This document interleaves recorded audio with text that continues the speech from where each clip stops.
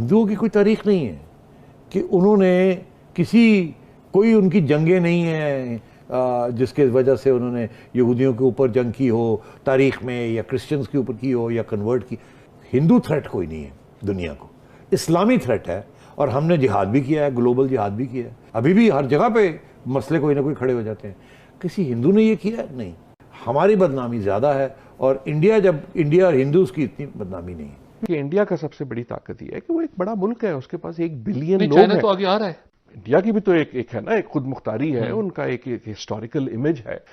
इसलिए इंडिया जो है वो अपने ऑप्शंस ओपन रखता है। देखिए ना, इंडिया अक्लमंद मुल्क है। इंडिया जो है बड़ी उनकी हिस्ट्री है, वो समझते हैं इन बातों को। वो उन्होंने भी अर्थशास्त्र उन्होंने भी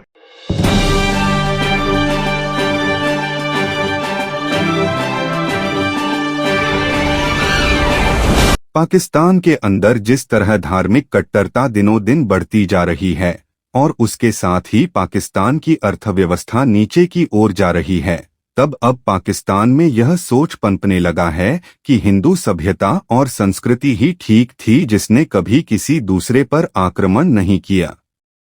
वह केवल अपने देश के विकास के बारे में सोचते रहे, चाणक्य के अर्थशास्त्र का अनुपालन करते रहे, और यही कारण है कि आज भारतीय अर्थव्यवस्था दुनिया की 5वीं बड़ी अर्थव्यवस्था बन गई है और आज भर्तियों की पूरी दुनिया में बड़ी है। इसी पृष्ठभूमि में हो रही पाक मीडिया की पर चर्चा आइए सुनते हैं। दूसरा ये कि जी दुनिया जो है हमें बड़ी तनकीद करती है, और ये जो हिंदुस्तान में हो रहा है उतनी तनकीद नहीं करती। उसका बड़ा सिंपल आंसर है कि इस्लाम जो है, हिंदू मज़हब जो है वो सिर्फ हिंदुस्तान में ही है, और हिंदू जो है जो एक्सपोर्ट हुए वो वहीं है, किसी और जगह पे नहीं है। मुसलमान तो 1.3 बिलियन मुसलमान हैं जो इस्लाम को फॉलो करते हैं, और 50 से ज़्यादा रियासतें हैं, मुल्क हैं जहाँ इस्लाम है। हिंदुओं की कोई तारीख नहीं है कि उन्होंने कोई उनकी जंगें नहीं हैं जिसके वजह से उन्होंने यहूदियों के ऊपर जंग की हो तारीख में, या क्रिश्चियंस के ऊपर की हो, या कन्वर्ट की। उल्टा हुआ। इसलिए हिंदू थ्रेट कोई नहीं है दुनिया को, इस्लामी थ्रेट है। और हमने जिहाद भी किया है, ग्लोबल जिहाद भी किया है। अभी भी हर जगह पे मसले कोई ना कोई खड़े हो जाते हैं। किसी हिंदू ने ये किया नहीं। हिंदू एक्सट्रीमिज्म इंडिया के बाहर नहीं है जी। हमारा जो इस्लाम का जो झंडा है वो हमने हर जगह पे बुलंद किया हुआ है, और वहाँ फिर इंतहा पसंदी भी है, जिसकी वजह से हमारी बदनामी ज़्यादा है, और इंडिया और हिंदूज़ की इतनी बदनामी नहीं है। इसमें कोई शक नहीं है कि इंडिया की जो सेकुलर रियासत है वो ख़तरे में है।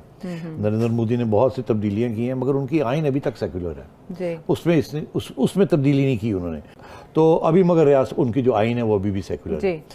हमारी रियासत भी नाम में तो इस्लामी रियासत थी शुरू से, मगर जिस तरीके से ज़ियाउल हक साहब के बाद इसको डंडे के ज़ोर के ऊपर इस्लामी रियासत बनाने की कोशिश की गई, तालीम का सिस्टम चेंज किया गया, बहुत कुछ चेंज किया गया, वो अब रिवर्स होना बहुत मुश्किल हो गया। इसीलिए आपका ये जो प्रॉब्लम्स आपके आ रहे हैं आजकल, जिसकी वजह से इंतहा पसंदी जो है, ये बड़े मुश्किल मसला है।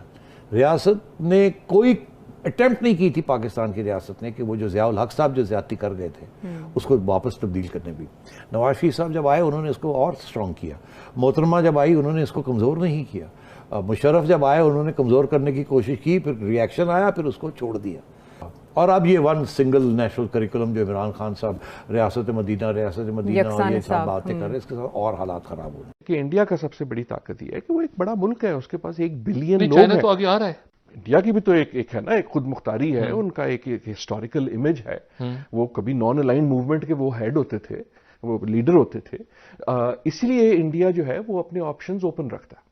आप देखें ना, जिस तरह आपने रूस का जिक्र किया, जिस तरह उन्होंने जो जहाज लिए, उन्होंने फिर अमेरिका के जहाज लेने से सवाल साथ ये भी पैदा है ना कि इंडिया जो अब विंडो देख रहा है वो इसलिए देख रहा है कि उसको पता है कि पता नहीं अमेरिका आता है नहीं आता साथ।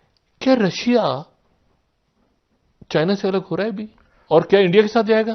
और जब आपको नहीं पता कि कौन कहां बैठ रहा है, तो फिर अक्लमंदी ये होती है कि अपने ऑप्शंस ओपन रखो, जैसे भारत ने रखे। देखिए ना, इंडिया अक्लमंद मुल्क है। इंडिया जो है बड़ी उनकी हिस्ट्री है, वो समझते हैं इन बातों को। वो उन्होंने भी अर्थशास्त्र उन्होंने भी पढ़ी हुई है। मेरा सवाल ये तो वो ये कहते हैं कि फिर आप जो है आप रूस से कुट्टी करने का कोई फायदा नहीं है। अगर कल खुदा ना खास्ता जंग होती है, आई डोंट थिंक होगी, एंड आई होप नहीं होगी, क्योंकि मेरे ख्याल में अब उसकी जंगें भी फर्क हो रही हैं। लेकिन अगर होती है तो मैं आपको किसी सर्टेनिटी से नहीं कह सकता कि फलाना फलाने के साथ है, कि ये जब फोन उठाएगा चीन तो ये मेरे साथ आ जाएगा, या फोन उठाएगा अमेरिका तो ये मेरे साथ आ जाएगा। और ये ही दुनिया जो है दोनों को समझाने की कोशिश कर रही है कि यार एक अच्छी खासी दुनिया बनी हुई। आज भारतीय अपने प्रतिभा के बल पर, अपने कौशल के बल पर बड़े बड़े पदों पर बैठे हुए हैं और वे भारत का नाम रोशन कर रहे हैं। इन लोगों के बारे में आप लोगों को जानकारी किसी न किसी माध्यम से मिलती रही होगी। चलिए आज इतिहास में पीछे झांक कर देखें कि भारत का मानव सभ्यता के विकास में, कल्याण में क्या योगदान रहा है। शिक्षा के क्षेत्र में सबसे ज्यादा भारत का योगदान रहा है, इसलिए भारत को विश्व गुरु भी कहा जाता है। और जो दुनिया में सबसे पहले यूनिवर्सिटी बनी वह भारत में ही 700 BC में तक्षशिला यूनिवर्सिटी बनाई गई थी। उसमें 10,000 छात्रों को पढ़ने की व्यवस्था थी और उन लोगों को पढ़ाने के लिए 200 शिक्षक नियुक्त किए गए थे। इसके बाद दुनिया में दूसरी बड़ी यूनिवर्सिटी जो बनी वह भी भारत में ही बनी और उसका नाम नालंदा यूनिवर्सिटी कहा जाता है। इसके अलावा भारत में जो वेद, पुराण, संहिता, महाभारत, रामायण, गीता आदि का जो हमारे ऋषि मुनियों ने इस देश को दिया और जिसके आधार पर आज पूरी मानव सभ्यता का विकास टिका हुआ है, इसमें सूत्र मिले हुए हैं कि कैसे मानव सभ्यता अपने को बचा कर रख सकती है। और इसके अलावा भी विज्ञान के सूत्र भी इसमें छिपे हुए हैं, वह भी भारतीयों की ही देन है। इसके अलावा भारत में जीरो का आविष्कार किया गया था, जिनका श्रेय आर्यभट्ट को जाता है। आज जीरो ही पूरे गणित का आधार स्तंभ है।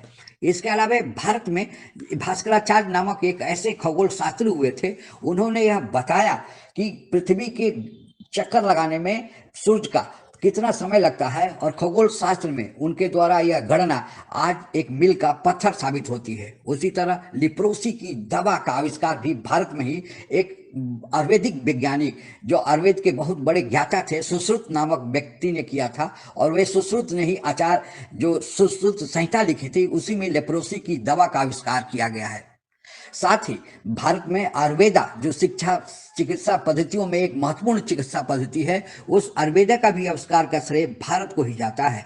इसके अलावा भारत में 2 धर्म, जैन धर्म और बौद्ध धर्म भी भारत में ही उत्पन्न हुए, पैदा हुए। हालांकि हिंदू धर्म भी भारत का ही धर्म है, लेकिन चूंकि ये सनातन धर्म है, इसके शुरुआत का पता नहीं है, इसलिए इसको भारत के खाते में नहीं जोड़ा जाता। लेकिन यह भी धर्म भारत का ही धर्म है। इसके अलावा भारत में कैटरेक्ट सर्जरी का भी आविष्कार, मोतियाबिंद के किस प्रकार का सर्जरी किया जाएगा, उपचार किया जाएगा, उसका भी आविष्कार भारत में हुआ था। भारत के ही एक वैज्ञानिक सर जगदीश चंद्र बसु ने यह आविष्कार किया था कि एक मशीन द्वारा कैसे वनस्पतियों में, पेड़ पौधों में जो विकास होता है, जो बढ़ोतरी होती है, कैसे उसको नापा जाएगा। यह भारत के लिए एक बड़ी अनमोल देन है। यूएसबी, आज इंफॉर्मेशन टेक्नोलॉजी के युग में बिना यूएसबी का काम नहीं चलेगा, लेकिन उस यूएसबी के आविष्कार का भी श्रेय भारत के ही एक अजय भी भट्ट को जाता है। पेंटियम चिप का भी आविष्कार भारत के ही खाते में जाता है और विनोद भी धाम उसके आविष्कारकर्ता माने जाते हैं। इस प्रकार कई क्षेत्रों में भारत का योगदान पहले भी रहा है और आज भी उसी तरह भारतीय अपने प्रतिभा के बल पर, अपने कौशल के बल पर दुनिया में छाए हुए हैं। यह हमारे लिए गौरव की बात है। आज के लिए बस इतना ही। जय हिंद।